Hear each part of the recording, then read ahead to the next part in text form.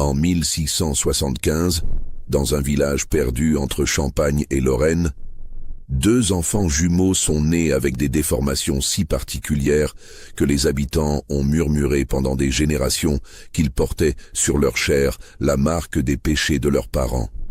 Mais ce que personne ne savait, c'est que ces parents étaient frères et sœurs, unis par un mariage secret pour protéger des crimes si atroces que même l'Église préférait les ignorer. Si cette histoire vous intrigue déjà, abonnez-vous à notre chaîne et dites-moi dans les commentaires de quelle ville vous nous écoutez. Car ce que vous allez entendre pourrait bien s'être passé près de chez vous il y a 3 siècles et demi. L'année 1658 marquait le début d'un règne qui allait transformer la France à jamais. Louis XIV, encore jeune, consolidait son pouvoir absolu, tandis que l'Église catholique menait sa contre-réforme avec une violence méthodique. Dans les campagnes reculées, loin des fastes de Versailles en construction, des hommes sans scrupules profitaient de cette ferveur religieuse pour s'enrichir aux dépens des plus vulnérables. C'est dans cette France, divisée entre catholiques et derniers bastions huguenots, que grandirent Édouard et Marguerite de Rieux. Leur domaine familial s'étendait sur plusieurs lieues de terre fertile entre les collines champenoises et les forêts de Lorraine. Le château de Belmont, leur résidence ancestrale, dominait la vallée de sa masse sombre de pierres grises, ses tours rondes et ses créneaux témoignant d'un passé guerrier désormais révolu.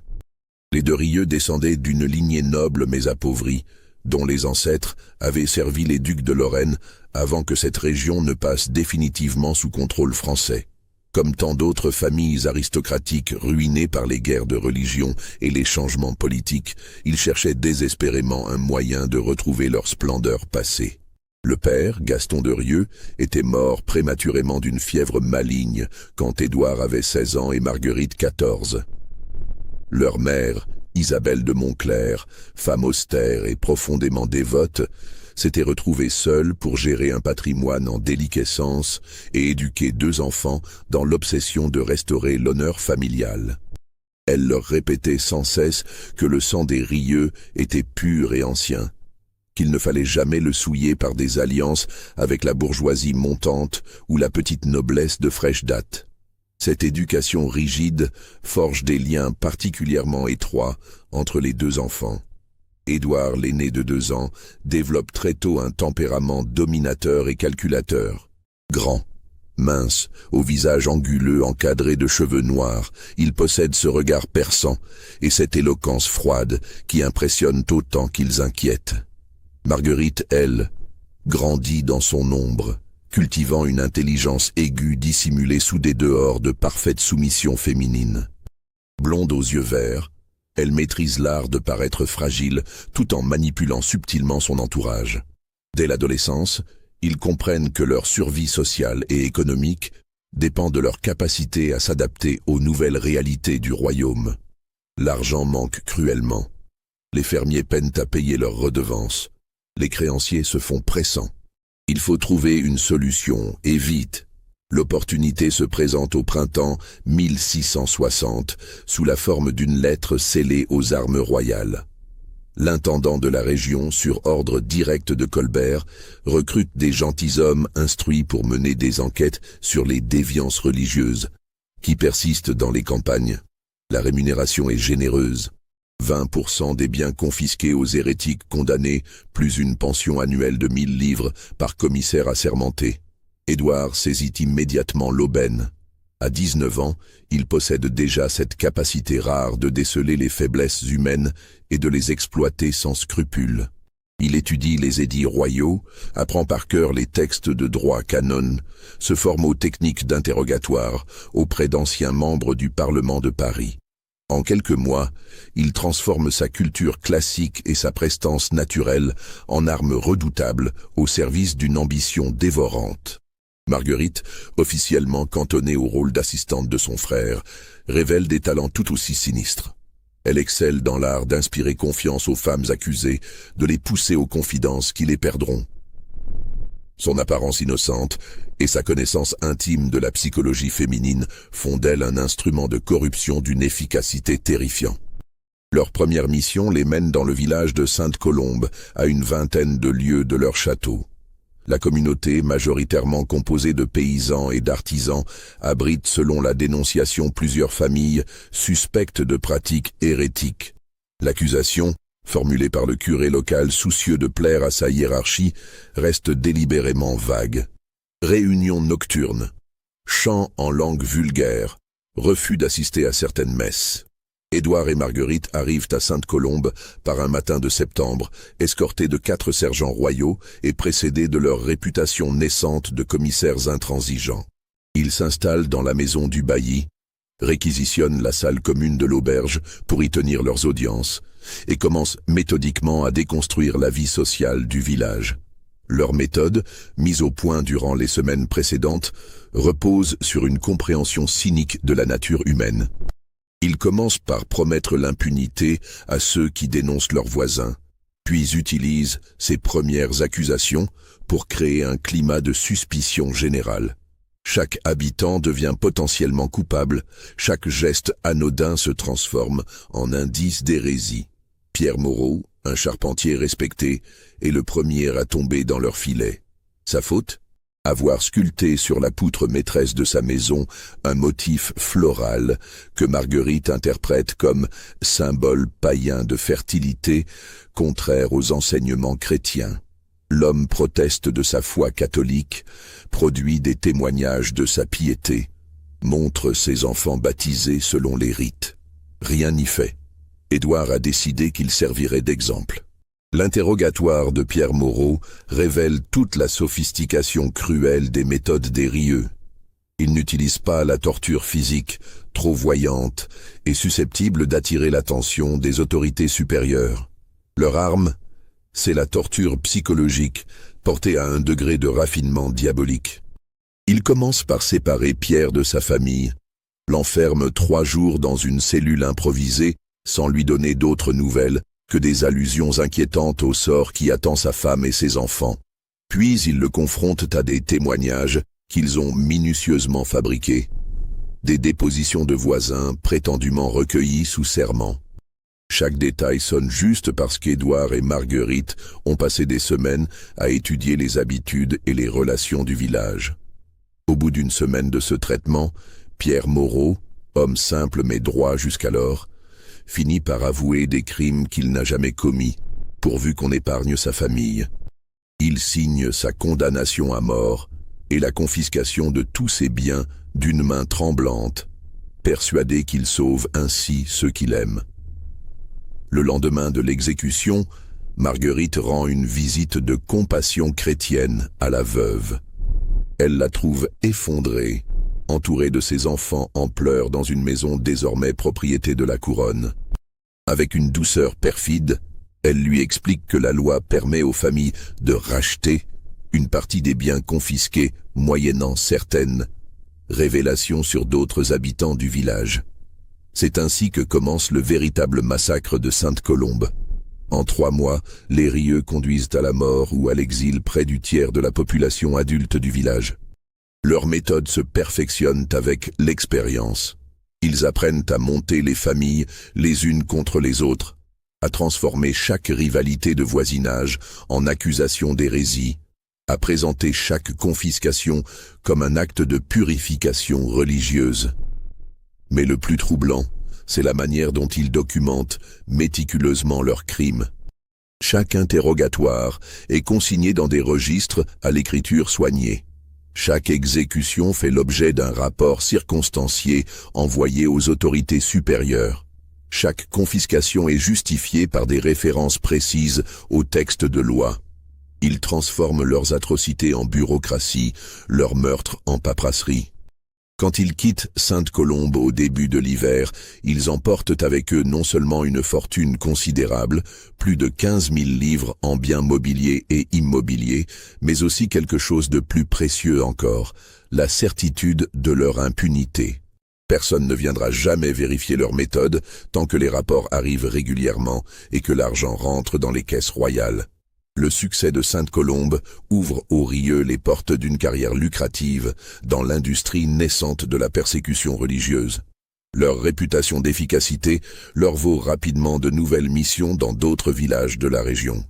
Chaque intervention leur rapporte plusieurs milliers de livres, permettant non seulement de restaurer le château de Belmont dans sa splendeur passée, mais aussi de constituer un trésor de guerre considérable.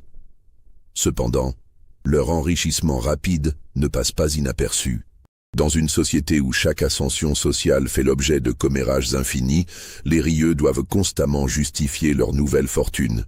Ils inventent des histoires d'héritage lointain, de placements avisés, de découvertes de trésors cachés dans les fondations du château. Mais les langues vont bon train, et certains commencent à établir des liens entre leur prospérité et la multiplication des exécutions pour hérésie dans la région. Le danger vient aussi de leurs victimes survivantes. Les familles décimées par leurs enquêtes ne disparaissent pas toutes dans le néant. Certaines se regroupent, échangent leurs témoignages, tentent de comprendre les méthodes utilisées contre elles. Des lettres circulent discrètement entre les villages frappés, décrivant avec une précision troublante les techniques d'interrogatoire des Rieux, leurs contradictions, leurs mensonges. En 1663, un ancien clerc de Sainte-Colombe, qui a réussi à s'échapper avant l'arrivée des commissaires, fait parvenir à l'évêché de Châlons un mémoire détaillé sur les irrégularités constatées lors de la mission Rieux. Le document, d'une précision accablante, reconstitue plusieurs interrogatoires en montrant comment les accusations ont été fabriquées de toutes pièces. Édouard et Marguerite prennent conscience du danger quand leur informateur à l'évêché, un chanoine vénal qu'ils corrompent depuis des mois, leur transmet une copie du mémoire. Ils réalisent qu'ils sont désormais dans une course contre la montre. Si l'enquête ecclésiastique aboutit, elle révélera non seulement leurs crimes passés, mais aussi les techniques qu'ils ont développées et qui pourraient être utilisées contre eux. C'est dans ce contexte de menace croissante que naît leur plan le plus audacieux et le plus pervers. Se marier entre eux pour créer un bouclier juridique infranchissable autour de leurs secrets. L'idée germe d'abord dans l'esprit de Marguerite, qui a toujours été la plus calculatrice des deux. Elle comprend que dans le droit français de l'époque, un époux ne peut être contraint de témoigner contre son conjoint. Si elle épouse Édouard, aucun tribunal civil ou ecclésiastique ne pourra l'obliger à révéler ce qu'elle sait sur leur méthode. De même, Édouard ne pourra jamais être forcé de témoigner contre elle. Mais au-delà de cette protection juridique, le mariage incestueux présente d'autres avantages stratégiques. Il concentre l'intégralité de leur fortune entre leurs seules mains, sans risque de dilution par des alliances extérieures. Il empêche toute infiltration de leur cercle intime par des ennemis potentiels. Il crée un lien de complicité absolue, où la trahison de l'un signifierait automatiquement la perte de l'autre. Le plan présente cependant un obstacle majeur, l'interdit canonical strict qui frappe l'union entre frères et sœurs. Même à une époque où les dispenses papales permettent bien des arrangements, un tel mariage reste impossible à régulariser officiellement. Édouard trouve la solution dans sa connaissance approfondie des méandres administratifs de l'Église. Il existe en France plusieurs prêtres défroqués ou suspendus qui continuent clandestinement à célébrer des sacrements moyennant rémunération. Ces hommes, déjà hors la loi ecclésiastique, n'ont rien à perdre à célébrer une union interdite, pourvu que le prix soit assez élevé. En septembre 1664, par une nuit sans lune, Édouard et Marguerite de Rieux s'unissent dans la crypte désaffectée d'une abbaye ruinée, en présence d'un seul témoin. L'abbé Jérôme Fleury, ancien moine franciscain excommunié pour concubinage, et maintenant célébrant de mariages clandestins dans toute la région champenoise. La cérémonie, d'une simplicité sordide, se déroule à la lueur de quelques chandelles vacillantes. Fleury, ivre aux trois quarts, bredouille des formules latines approximatives, tandis que les deux époux échangent leurs vœux dans un mélange de cynisme et de fascination morbide pour leur propre transgression. Mais ce qui frappe le plus l'observateur imaginaire de cette scène, c'est l'absence totale d'émotion dans les regards des mariés. Pas de passion incestueuse, pas d'amour interdit, pas même de troubles charnels. Seulement le calcul froid de deux criminels scellant leur alliance pour l'éternité. Les années qui suivent le mariage secret marquent l'apogée de la carrière criminelle des Rieux. Forts de leur protection mutuelle et enrichis par leur précédente mission, ils développent leur méthode jusqu'à en faire un véritable système industriel d'extermination et de spoliation. Leur territoire d'action s'étend désormais sur 3 provinces. Ils dirigent un réseau d'informateurs qui leur signale les communautés vulnérables, les conflits locaux exploitables, les richesses à confisquer. Chaque nouvelle mission est préparée avec la minutie d'une campagne militaire. Reconnaissance préalable, étude des personnalités influentes, identification des rivalités et des secrets compromettants. Ils perfectionnent aussi leur couverture sociale. Marguerite développe une réputation de bienfaitrice charitable, finançant la construction d'un hospice pour orphelins et d'une école paroissiale. Édouard cultive ses relations avec la haute administration royale, organise des réceptions somptueuses dans son château restauré, s'attire les bonnes grâces de l'intendant général de la région. Cette façade de respectabilité leur permet de mener leurs activités criminelles en toute tranquillité. Qui oserait soupçonner des personnages si respectés, si pieux en apparence, si dévoués au service du roi et de la religion? Cependant, leur union incestueuse commence à produire des effets qu'ils n'avaient pas anticipés. Marguerite, qui a toujours eu des cycles irréguliers, se découvre enceinte au début de 1675, après 10 années de mariage stérile. La nouvelle les plonge d'abord dans l'inquiétude. Un enfant représente un risque pour leur sécurité. Témoignage potentiel de leur union interdite. Héritiers qui pourraient un jour découvrir leurs crimes. Êtres humains dotés d'une conscience morale qui pourrait les juger. Mais quand Marguerite accouche, en octobre 1675, c'est un double choc qui les attend. D'abord, elle donne naissance à des jumeaux, fait rare et perçu à l'époque comme signe de destinée exceptionnelle. Ensuite, et surtout, ces enfants présentent des malformations visibles qui glacent d'effroi leurs parents criminels. Les jumeaux, un garçon et une fille qu'ils baptisent Alexandre et Apolline, naissent avec un ensemble de déformations subtiles mais indéniables. Leurs crânes sont légèrement allongés, donnant à leur visage un aspect étrange qui évoque vaguement certains portraits de la famille royale espagnole, réputée pour ses unions consanguines répétées. Le garçon a la main droite partiellement palmée, les 3 derniers doigts reliés par une membrane de chair. La fille présente une asymétrie marquée. Son bras gauche est notablement plus court que le droit, et son épaule gauche paraît légèrement surélevée. La sage-femme qui assiste l'accouchement, une vieille paysanne expérimentée nommée Berthe Louvois, tente de rassurer les parents en expliquant que de telles malformations, sans être courantes, ne sont pas exceptionnelles et que beaucoup d'enfants ainsi marqués vivent des existences normales. Mais son regard inquiet trahit ses véritables pensées.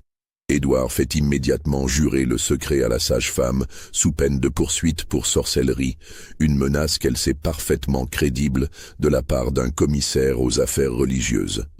Puis il lui verse une somme considérable en échange de sa discrétion totale et de son engagement à quitter définitivement la région. Les premières années des jumeaux se déroulent dans un isolement quasi complet. Édouard et Marguerite licencient la plupart de leurs domestiques, ne gardent que les plus anciens et les plus dévoués. Ils font courir le bruit que les enfants sont de santé fragile et doivent éviter tout contact extérieur jusqu'à ce qu'ils soient plus robustes. Cette réclusion forcée crée une atmosphère étouffante au château de Belmont. Les jumeaux grandissent dans un monde réduit à quelques pièces, sous la surveillance constante de parents qui oscillent entre affection coupable et terreur de la découverte. Ils développent entre eux une complicité quasi télépathique, communiquant souvent par gestes et regards dans un langage que seuls ils comprennent. Marguerite, qui avait toujours manifesté une froideur calculatrice, découvre avec ses enfants des émotions qu'elle ne soupçonnait pas. Elle ressent pour la première fois de véritables élans maternels, mais ceux-ci se mélangent à une angoisse permanente qui l'épuise nerveusement. Elle sursaute au moindre bruit, interprète chaque regard de domestique comme une menace potentielle, vit dans la hantise qu'un visiteur imprévu découvre l'existence et l'état des enfants.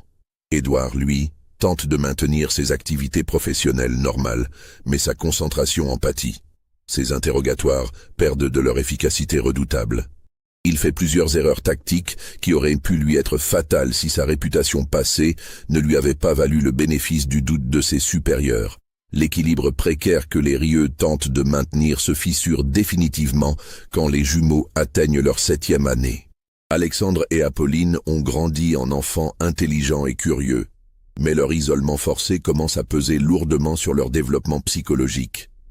Ils posent des questions de plus en plus pressantes sur le monde extérieur, réclament la compagnie d'autres enfants, s'échappent parfois dans le parc du château malgré les interdictions parentales. C'est lors d'une de ces échappées, par un après-midi de printemps 1682, que se produit l'incident que redoutaient leurs parents. Étienne Vasseur, le nouveau curé de la paroisse voisine, effectue une visite pastorale non annoncée au château. Homme jeune et zélé, fraîchement sorti du séminaire, il vient demander une contribution pour la restauration de son église et espère obtenir l'appui des Rieux pour organiser des missions d'évangélisation dans sa région. Édouard reçoit le visiteur dans son bureau, tentant de les conduire poliment mais rapidement.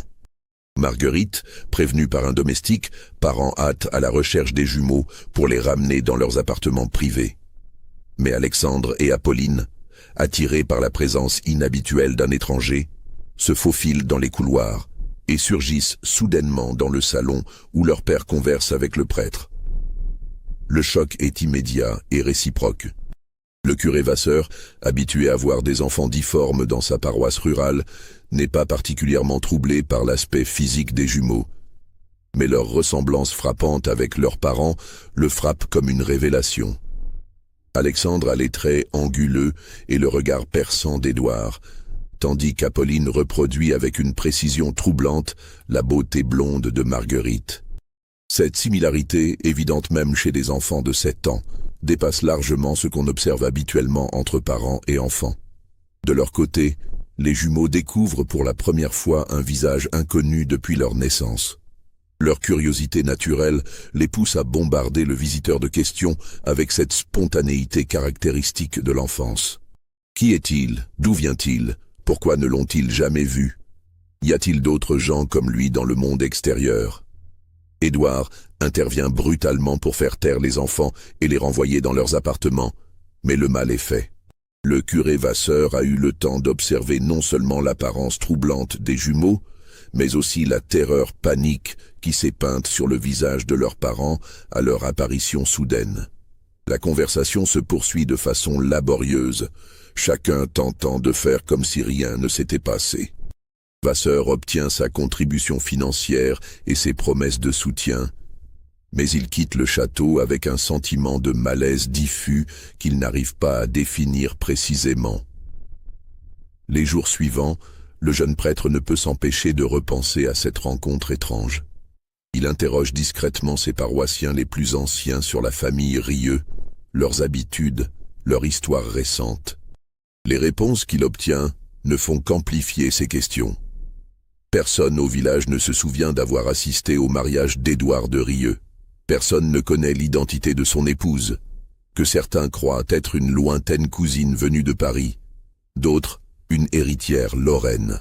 Tous confirment que le couple vit en reclus depuis des années, ne recevant jamais de visite familiale, n'assistant jamais aux fêtes paroissiales. Plus troublant encore, plusieurs témoins affirment n'avoir jamais vu la moindre trace d'une grossesse chez Marguerite de Rieux. Une sage-femme du village voisin jure qu'aucune de ses consoeurs de la région n'a été appelée au château pour un accouchement. D'où viennent donc ces enfants si étrangement semblables à leurs parents? Vasseur entreprend une enquête discrète mais méthodique.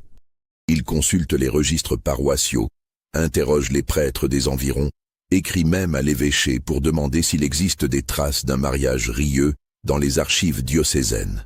Toutes ces recherches aboutissent à la même conclusion. Le mariage d'Édouard et Marguerite de Rieux n'a jamais été officiellement célébré dans l'Église catholique. Cette découverte plonge le jeune prêtre dans un dilemme moral terrible. Son devoir religieux lui commande de dénoncer cette situation de concubinage public, aggravée par la présence d'enfants illégitimes. Mais sa prudence lui souffle que s'attaquer à des personnages aussi puissants et influents que les Rieux peut s'avérer dangereux pour sa carrière et même sa sécurité personnelle. Il décide finalement de s'adresser directement à Édouard, espérant obtenir des explications qui dissiperont ses soupçons. Il demande une audience privée, officiellement pour discuter d'un projet de pèlerinage régional, en réalité pour confronter le maître du château à ses découvertes. L'entrevue a lieu dans la bibliothèque du château, par une soirée d'automne où le vent fait gémir les volets mal ajustés. Vasseur, intimidé malgré lui par le cadre imposant et l'autorité naturelle de son interlocuteur, aborde le sujet avec des précautions infinies. Il évoque les rumeurs malveillantes qui circulent sur l'irrégularité supposée du mariage Rieux, se dit soucieux d'aider la famille à faire taire ces calomnies en produisant les documents appropriés. Édouard écoute en silence, son visage demeurant parfaitement impassible. Mais ses mains, posées sur le bureau d'ébène, se crispent imperceptiblement, tandis que ses yeux se durcissent. Quand Vasseur termine son plaidoyer embarrassé, il laisse s'installer un long silence avant de répondre d'une voix glaciale. Il commence par rappeler au jeune prêtre que sa famille sert la couronne et l'Église depuis des générations, que sa loyauté et sa orthodoxie ont été reconnues au plus haut niveau de l'État.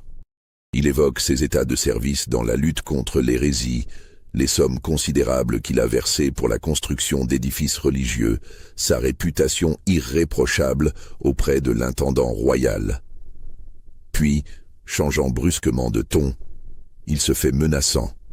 Il rappelle à Vasseur que la dénonciation calomnieuse est un crime puni par la loi, que les accusations sans fondement contre des serviteurs de l'État constituent un acte de sédition.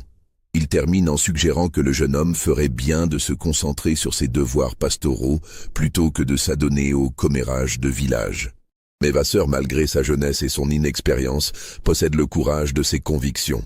Il insiste respectueusement mais fermement sur son droit et son devoir de vérifier l'état matrimonial de ses paroissiens. Il demande à voir les documents du mariage, ne serait-ce que pour couper court définitivement aux rumeurs. C'est alors qu'Édouard commet l'erreur qui va sceller le destin de sa famille. Emporté par la colère et l'angoisse, il laisse échapper une menace explicite. Si le curé continue ses investigations importunes, il pourrait bien se retrouver accusé de complicité avec des éléments séditieux de sa paroisse. Et chacun sait ce qui arrive aux prêtres soupçonnés d'hérésie dans cette région où les commissaires royaux excellent dans l'art de découvrir des crimes imaginaires. Cette menace confirme tous les soupçons de Vasseur. Un homme innocent ne réagirait pas avec une telle violence à une demande légitime de vérification. Le jeune prêtre prend congé poliment, mais il a déjà pris sa décision. Il écrira dès le lendemain à son évêque pour lui faire part de ses découvertes et de ses craintes. La lettre du curé Vasseur arrive sur le bureau de Monseigneur Henri de Laval, évêque de Châlons, par un matin de novembre 1682. Le prélat, homme d'expérience rompu aux intrigues politico-religieuses de son époque, lit le rapport avec une attention croissante.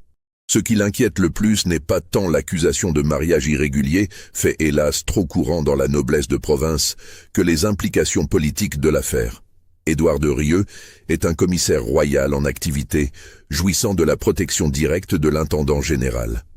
Une enquête ecclésiastique sur sa situation matrimoniale risque de créer un conflit de juridiction entre l'Église et l'administration royale, conflit que Monseigneur de Laval préférerait éviter.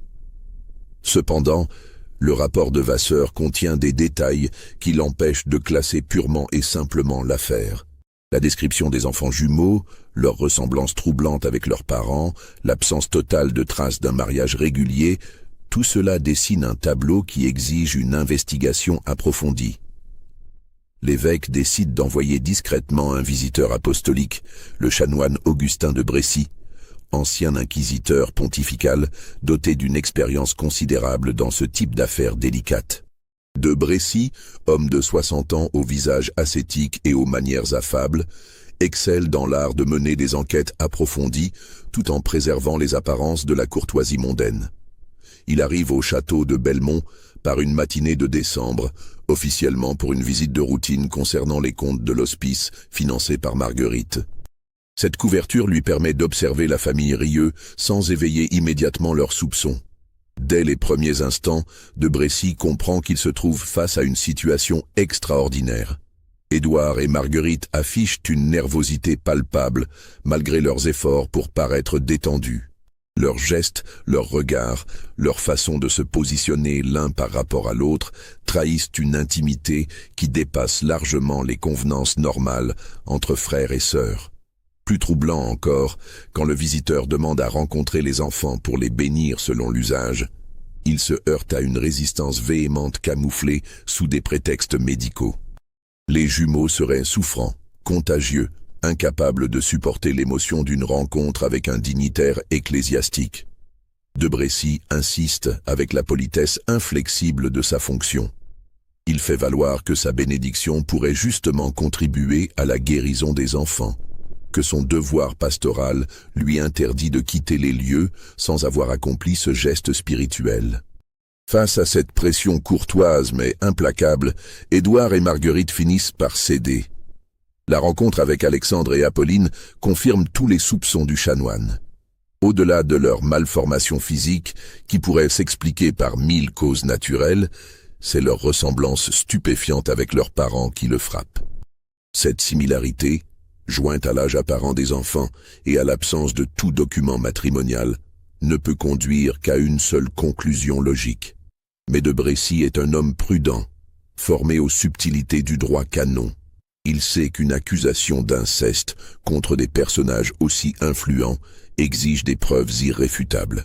Il entreprend donc une investigation méthodique, interrogeant séparément chaque membre de la domesticité, consultant les registres paroissiaux de toute la région, recherchant des témoins de la prétendue union.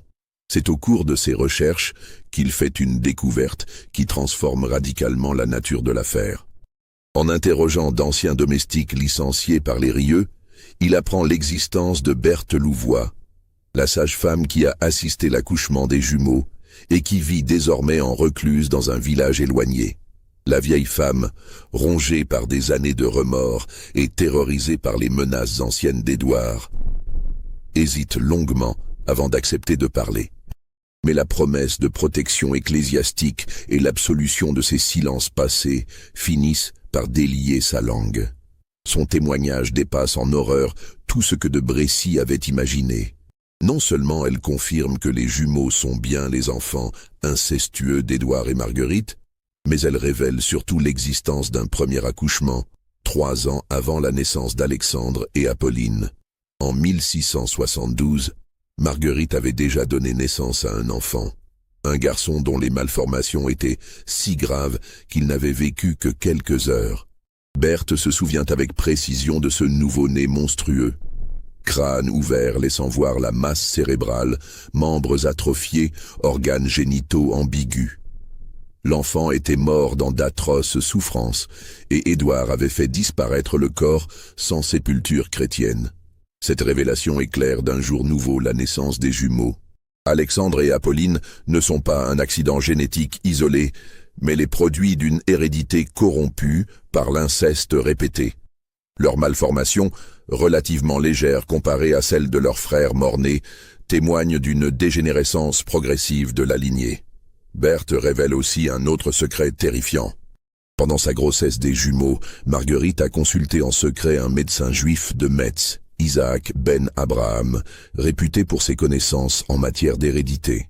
Cet homme, qui avait étudié les effets des mariages consanguins dans certaines communautés isolées, avait expliqué à Marguerite que les unions entre frères et sœurs produisaient presque invariablement des enfants difformes, et que ces déformations s'aggraveraient de génération en génération. Cette consultation prouve que les Rieu connaissaient parfaitement les conséquences de leur union incestueuse, mais qu'ils avaient choisi de poursuivre leur relation criminelle en dépit de cette connaissance. Ils n'étaient pas des victimes de l'ignorance, mais des criminels parfaitement conscients de leurs actes. Armé de ces révélations accablantes, de Brécy retourne au château pour une confrontation finale. Il arrive par une soirée de tempête, quand les éléments déchaînés semblent faire écho au chaos moral qui règne dans la demeure maudite. Cette fois, il abandonne toute politesse diplomatique. Il confronte brutalement Édouard et Marguerite à leurs crimes, énumère les témoignages recueillis, brandit les preuves de leur imposture. Il leur annonce qu'un rapport complet sera envoyé dans les 48 heures aux autorités civiles et religieuses, entraînant leur arrestation immédiate pour inceste, bigamie, escroquerie et mise en danger d'enfants. La réaction du couple criminel révèle toute l'étendue de leur perversité. Au lieu de nier ou de plaider les circonstances atténuantes, ils éclatent dans un rire de défi qui glace le sang du chanoine. Édouard se met à ricaner que de Brécy n'a découvert qu'une infime partie de leurs crimes, que l'inceste n'est rien comparé aux massacres qu'ils ont organisés dans des dizaines de villages. Marguerite, les yeux brillants d'une lueur folle, entreprend de détailler avec une précision maniaque leur méthode de torture psychologique, la façon dont ils ont perfectionné l'art de briser les esprits sans laisser de traces physiques. Elle raconte avec une jouissance évidente comment ils ont monté des familles entières, les unes contre les autres, comment ils ont transformé des communautés paisibles en champs de carnage. Mais le plus troublant, c'est qu'ils revendiquent leurs crimes avec une fierté démoniaque. Ils expliquent à de Brécy qu'ils ont créé une nouvelle forme d'art, une esthétique de la destruction humaine qui dépasse tout ce qui avait été imaginé auparavant. Leurs enfants incestueux ne sont pas des victimes, mais les héritiers de ce génie maléfique destiné à perpétuer et perfectionner leur œuvre. Cette révélation de leur nature profondément sadique transforme l'enquête canonique en urgence absolue. De Brécy comprend qu'il ne s'agit plus seulement de sanctionner un mariage irrégulier, mais d'arrêter des monstres qui représentent un danger mortel pour toute la région. Il quitte précipitamment le château pour alerter immédiatement les autorités civiles. Mais quand les sergents royaux arrivent à Belmont le lendemain matin, ils ne trouvent que des domestiques affolés et des appartements vides. Les Rieux ont disparu dans la nuit avec leurs enfants, emportant leurs archives criminelles et une partie considérable de leurs trésors. Si cette révélation vous donne des frissons, likez cette vidéo et dites-moi en commentaire ce que vous pensez qu'il est advenu de cette famille maudite. Car l'histoire ne s'arrête pas là. L'enquête qui suit la fuite des Rieux révèle progressivement l'ampleur stupéfiante de leurs crimes. Les autorités découvrent dans les archives abandonnées du château plus de 300 dossiers détaillant leur mission dans autant de villages et bourgs de la région. Chaque dossier contient la liste précise des victimes, les méthodes utilisées pour les confondre, les biens confisqués et leur répartition. Le bilan est effrayant.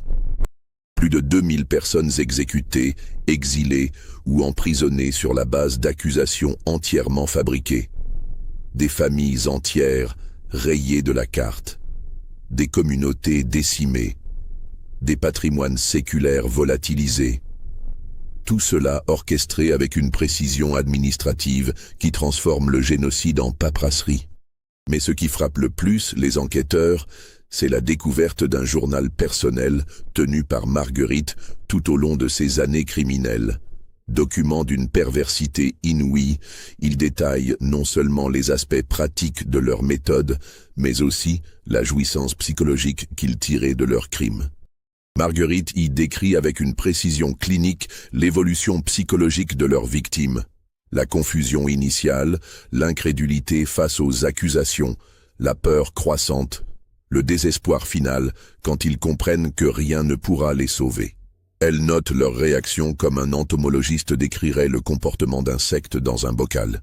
Plus troublant encore, le journal révèle que leur relation incestueuse n'était pas motivée par la passion, mais par une fascination mutuelle pour leur propre monstruosité. Ils se contemplaient l'un l'autre comme des œuvres d'art criminelles, s'excitant mutuellement par le récit détaillé de leur torture psychologique. Les descriptions de leurs étreintes, mélangées au compte-rendu de leurs interrogatoires, composent un tableau d'une obscénité morale qui dépasse l'entendement. Ils avaient transformé leur sexualité en prolongement de leur sadisme, trouvant dans l'union de leur corps la même jouissance que dans l'union de leurs crimes. Le journal s'arrête brutalement 3 jours avant leur fuite sur une notation sibylline. Les enfants grandissent. Bientôt, ils pourront comprendre. Bientôt, ils pourront apprendre. La lignée continuera. Cette dernière phrase jette une lumière sinistre sur leur motivation profonde. Les jumeaux n'étaient pas seulement les produits accidentels de leur inceste, mais les héritiers désignés de leur patrimoine criminel. Édouard et Marguerite avaient planifié de transmettre leur méthode à Alexandre et à Pauline, de créer une dynastie de tortionnaires qui perpétuerait leur œuvre à travers les siècles. Les recherches pour retrouver la famille en fuite mobilisent des moyens considérables. Des portraits des fugitifs sont diffusés dans toute la France et les pays limitrophes. Leurs signalements circulent dans tous les ports, toutes les frontières, tous les monastères susceptibles de les accueillir. Mais la France de Louis XIV, malgré sa bureaucratie développée, reste un pays aux communications lentes et au contrôle imparfait. Les premières pistes mènent vers l'Allemagne, où plusieurs témoins affirment avoir vu une famille correspondant à leur description traverser le Rhin près de Strasbourg. D'autres indices suggèrent une fuite vers les Pays-Bas espagnols, territoire traditionnellement accueillant pour les fugitifs français. Une troisième hypothèse évoque un refuge dans les montagnes suisses, où de nombreuses vallées isolées permettraient de vivre en autarcie complète. Mais toutes ces pistes s'avèrent illusoires. Mois après mois, année après année, les recherches s'essoufflent sans résultat. Il semble que la terre ait purement et simplement englouti les Rieux et leurs enfants monstrueux. Cette disparition sans trace nourrit rapidement les légendes locales. Les paysans de la région commencent à murmurer que la famille maudite n'a pas vraiment fui, mais qu'elle se cache quelque part dans les forêts profondes, attendant l'occasion de reprendre ses activités criminelles. Chaque disparition inexpliquée, chaque mort suspecte est attribuée au retour secret des Rieux. Ces rumeurs prennent une consistance particulière quand, en 1687, soit 5 ans après la fuite, le curé Vasseur qui avait déclenché l'enquête disparaît mystérieusement. Son corps est retrouvé 3 jours plus tard dans un bois, sans trace de violence mais dans des circonstances troublantes. Il est agenouillé contre un arbre, les mains jointes en prière, le visage tourné vers le ciel, comme s'il avait été placé dans cette position après sa mort. L'autopsie ne révèle aucune cause évidente de décès. Pas de poison détectable, pas de blessure, pas de signe de maladie. Vasseur semble être mort de peur pure, le cœur arrêté par une terreur indicible. Mais ce qui glace vraiment le sang des enquêteurs, c'est la découverte, gravée dans l'écorce de l'arbre au-dessus du cadavre, d'une inscription en latin « Silentium aeternum », le silence éternel. Cette signature correspond exactement à celle que les Rieux inscrivaient dans leur registre après chaque exécution réussie. Elle semble indiquer que la famille criminelle non seulement a survécu à sa fuite, mais qu'elle continue ses activités meurtrières depuis sa cachette. D'autres incidents similaires se produisent sporadiquement au cours des années suivantes. En 1689, un marchand qui se vantait de connaître des détails sur la fuite des Rieux est retrouvé mort dans des circonstances identiques. En 1692, c'est un ancien domestique du château qui connaît le même sort, après avoir menacé de révéler des secrets sur ses anciens maîtres. Chaque fois, les corps présentent les mêmes caractéristiques. Mort sans cause apparente, position ritualisée, inscription latine gravée à proximité. Chaque fois, les victimes avaient en commun d'avoir possédé des informations compromettantes sur les Rieux. Ces morts suspectes entretiennent un climat de terreur sourde dans toute la région. Les gens évitent de prononcer le nom des Rieux, cessent de parler de leurs crimes passés, détruisent tout ce qui pourrait les relier de près ou de loin à l'affaire. Un pacte de silence s'installe, nourri par la peur de subir le même sort que Vasseur et les autres. Mais le plus troublant, ce sont les témoignages occasionnels de voyageurs qui affirment avoir aperçu, dans des auberges isolées ou sur des routes perdues, une famille étrange correspondant au signalement des Rieux. Toujours la même description. Un homme et une femme d'âge mûr, accompagnés de 2 adolescents aux traits légèrement difformes. Toujours la même attitude. Une politesse glaciale, un isolement total, un départ précipité dès qu'ils se sentent observés. Ces apparitions sporadiques alimentent l'hypothèse que les rieux ont réussi à créer un réseau clandestin qui leur permet de se déplacer à travers l'Europe sans être inquiétés. Peut-être ont-ils trouvé refuge auprès d'autres familles criminelles, créant une internationale du crime qui dépasse les frontières nationales. Le mystère s'épaissit encore quand, en 1703, soit plus de 20 ans après leur fuite, des documents troublants sont découverts dans les archives d'un monastère abandonné près de la frontière suisse. Il s'agit de copies de lettres échangées entre différents établissements religieux, évoquant l'accueil temporaire d'une famille pénitente aux caractéristiques troublantes. Ces lettres, rédigées dans un latin approximatif pour en masquer le contenu aux lecteurs profanes, décrivent l'arrivée périodique dans différents monastères d'un couple accompagné de 2 enfants marqués par la pénitence divine. La famille séjourne quelques semaines, fait de généreux dons aux communautés qui l'accueillent, puis repart vers une destination inconnue. Ce qui frappe dans ces témoignages, c'est la description des enfants, désormais adolescents. Les moines évoquent leur intelligence exceptionnelle, leur connaissance approfondie des textes religieux, mais aussi quelque chose d'inquiétant dans leur comportement. Ils semblent exercer sur les autres une fascination malsaine, poussant certains religieux à des confidences imprudentes sur les secrets de leur communauté. Plus troublant encore, plusieurs monastères ayant accueilli cette famille mystérieuse connaissent par la suite des scandales majeurs, découvertes de détournements de fonds, accusations de mœurs dissolues, révélations de pratiques hérétiques. Comme si le passage des visiteurs avait révélé ou provoqué la corruption de ces lieux saints.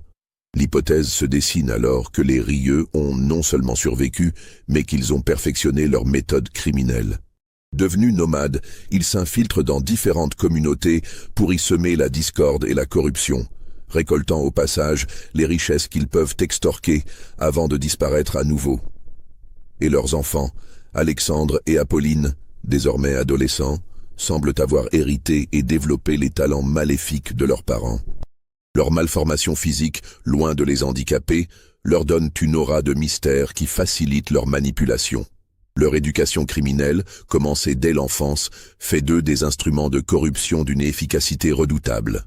Le dernier document retrouvé dans les archives monastiques date de 1708 et évoque le mariage d'Alexandre avec sa sœur Apolline, célébré en secret dans la crypte d'une abbaye corrompue. Cette union incestueuse de la seconde génération laisse présager la naissance d'enfants encore plus difformes, porteurs d'une hérédité doublement corrompue. L'enquête officielle est officiellement close en 1710, faute de nouveaux éléments. Mais officieusement, certains services secrets du royaume continuent de surveiller les indices d'activité des rieux. Car une question hante toujours les autorités. Que sont devenus les descendants de cette lignée maudite? Des généalogistes ont calculé qu'en poursuivant leurs unions incestueuses, les rieux pourraient avoir engendré plusieurs générations d'enfants de plus en plus difformes. Ces créatures, élevées dans le culte du crime et de la manipulation, représenteraient un danger permanent pour la société. Certains historiens contemporains avancent l'hypothèse que cette lignée maudite pourrait avoir survécu jusqu'à nos jours, se cachant dans des régions isolées d'Europe orientale ou des vallées perdues des Alpes. Ils pointent certains crimes inexpliqués, certaines disparitions suspectes qui présentent les caractéristiques des méthodes rieux. Torture psychologique raffinée, absence de traces physiques, signature cryptique en latin. D'autres pensent que la famille s'est éteinte naturellement, victime de sa propre dégénérescence génétique. Les mariages incestueux répétés auraient produit des enfants de plus en plus mal formés et fragiles, jusqu'à rendre impossible la perpétuation de la lignée. Mais une troisième hypothèse, la plus terrifiante, suggère que les rieux ont réussi à s'adapter et à évoluer, qu'ils ont appris à dissimuler leur malformation, à s'intégrer dans la société normale tout en conservant leurs instincts criminels. Qu'ils vivent aujourd'hui parmi nous, indétectables, exerçant peut-être des professions qui leur donnent pouvoir sur leurs semblables. Cette possibilité explique pourquoi, encore aujourd'hui, certains crimes inexpliqués rappellent étrangement les méthodes des Rieux. Des affaires où les victimes sont retrouvées mortes, sans cause apparente, dans des positions ritualisées, avec des inscriptions latines gravées à proximité. Des cas où des familles entières disparaissent sans laisser de traces, après avoir été en contact avec des individus étranges, aux traits légèrement difformes. Vous croyez que tout a été révélé dans cette histoire? Dites-moi en commentaire si vous pensez que les descendants des Rieux vivent encore quelque part, cachés dans notre société moderne. Abonnez-vous à la chaîne et partagez cette vidéo avec ceux qui aiment les mystères les plus sombres de l'histoire. Car parfois, la réalité dépasse la fiction, et les monstres du passé continuent de hanter le présent.